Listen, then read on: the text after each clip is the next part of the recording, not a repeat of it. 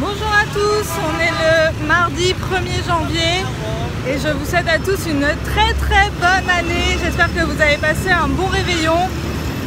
Nous on a fait la fête chez un ami du copain de Nico. On était sur une terrasse tout en haut d'un immeuble avec vue sur Ho Chi Minh de nuit et tout, c'était super sympa. Mais du coup on s'est couché un petit peu tard et donc on s'est réveillé aussi un petit peu tard. Donc là il est déjà 16 h, on part se balader, on pense que tout va être fermé. Là on voit déjà qu'il y a plein de commerces de fermés. On se dirige vers le zoo, on va voir si c'est ouvert, mais bon à mon avis ça sera fermé. Donc sinon on ira se balader sur les bords du fleuve qu'il y a dans cette ville, donc c'est le fleuve Saigon. Et comme cette vidéo risque de ne pas durer très longtemps, puisqu'on va très clairement on va pas faire grand chose, je vais vous blablater un petit peu là sur la ville d'Ho Chi Minh. Donc là je vous ai parlé du fleuve Saigon, du coup vous vous êtes peut-être posé la question, mais Saigon et Ho Chi Minh c'est bien la même ville. Saigon c'est l'ancien nom et la ville a été rebaptisée Ho Chi Minh Ville après la réunification des deux Vietnams, du Nord-Vietnam et du Sud-Vietnam. Donc la ville a été baptisée d'après Ho Chi Minh, pas de surprise jusque là.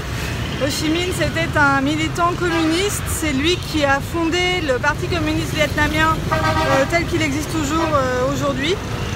Et Ho Chi Minh a œuvré pendant de très nombreuses années à la réunification des deux Vietnams, du Nord-Vietnam et du Sud-Vietnam.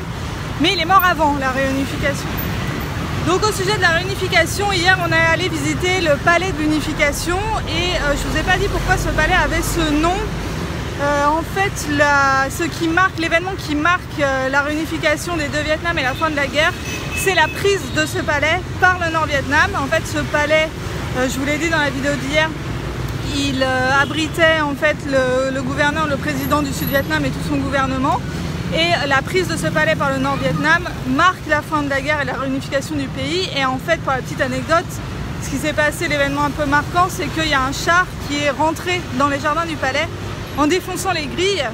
Et cet événement a fait forte impression. Il y a des photos qui ont été prises, on en voit plusieurs dans le musée des souvenirs de guerre qu'on a visité hier. Et voilà, c'est ça qui marque, qui est vraiment le fait marquant. Et donc c'est pour ça que le palais a été rebaptisé le palais d'unification et transformé en musée ensuite par la suite. Donc voilà pour la petite histoire de la ville d'Ho Chi Minh, très sommaire, mais bon bien évidemment je ne vais pas vous faire toute l'histoire de la ville dans le détail. Ensuite pour ce qui est de la ville en elle-même, Ho Chi Minh Ville c'est une très grosse métropole asiatique, donc moi j'ai pas mal été en Asie. Et du coup ce genre de ville j'en ai déjà vu plusieurs et là c'est exactement ce à quoi je m'attendais à Ho Chi Minh Ville. C'est une très grosse ville, très bruyante avec énormément de circulation. Vous le voyez à chaque fois que je filme dans la rue, hein, c'est un balai incessant de scooters, de voitures, de taxis, etc. Et ensuite le long des rues il y a des commerces partout. Partout dans toutes les rues quasiment, hein, et les commerces, c'est beaucoup de petites gargotes pour manger. Et sinon vous avez des magasins en tout genre, un magasin de vêtements, de trucs pour la maison, d'électroménager, voilà. Rien d'exceptionnel jusque là. Pour se déplacer dans la ville, il n'y a pas de métro, il n'y a pas de tram non plus, et on a vu quelques bus, mais bon très honnêtement il y en a vraiment très peu, donc en fait on se déplace soit à pied, soit en taxi pour les plus longues distances. Alors ça des taxis, il y en a mais à foison, vous attendez 5 minutes, il y en a 15 qui passent. Et sinon, Ho Chi Minh a un système, le Vietnam en fait a un espèce de Uber local qui s'appelle Grab. Donc nous on a acheté une carte SIM locale pour pouvoir appeler le copain de Nico qui habite ici. Du coup on a téléchargé l'application et on utilise ça en complément des taxis en fait.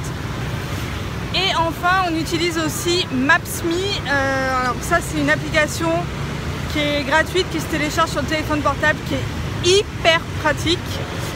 C'est un Google Maps que vous pouvez utiliser sans connexion, sans data.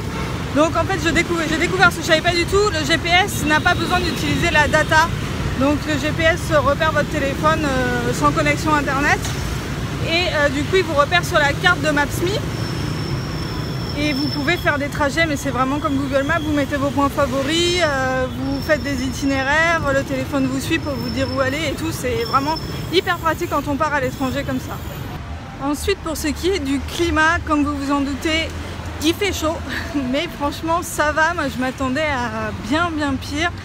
Donc dans les pays qui sont près de l'équateur comme le Vietnam, la température en elle-même varie pas énormément, c'est en fait le taux d'humidité qui va beaucoup varier. et qui va donner cette impression de chaleur étouffante. Et donc là, au mois de décembre, on est au tout début de la saison sèche et franchement il fait sec. Alors il fait sec, tout est relatif, mais franchement ça va, on transpire pas comme des dingues.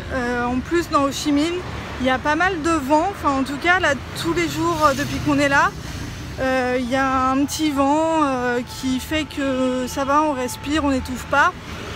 Là vous voyez, on est en t-shirt et en short et ça va, on est bien, on n'a pas trop chaud quoi. Ensuite, pour ce qui est de se faire comprendre, les gens à Ho Chi Minh ne parlent pas ou très peu anglais, donc c'est assez problématique, on a beaucoup de mal à se faire comprendre. Le vietnamien, on a essayé de parler quelques mots vietnamien, mais en fait le vietnamien il y a des accents et des tonalités un peu comme en chinois, et ça c'est des choses qu'on ne connaît pas du tout dans nos langues occidentales latines, donc en fait c'est très dur à intégrer.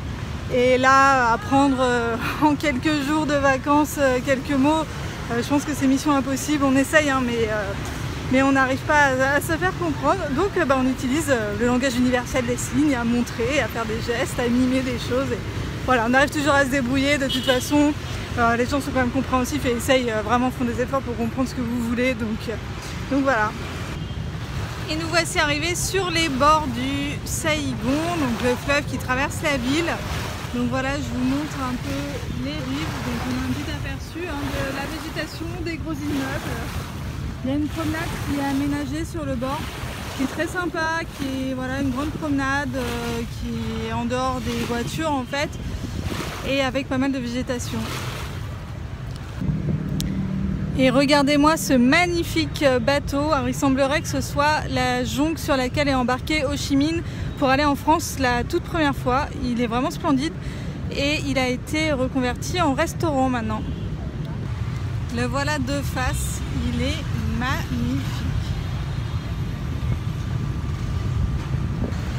Bon bah c'est tout pour aujourd'hui, je vous avais dit on n'a pas fait grand chose, là on s'est juste posé pour prendre un petit café là sur les bords du fleuve, et puis là vous voyez il est à 6h moins 20, la nuit est quand même bien avancée, donc on va se rentrer et puis je vous dis à demain, bye bye.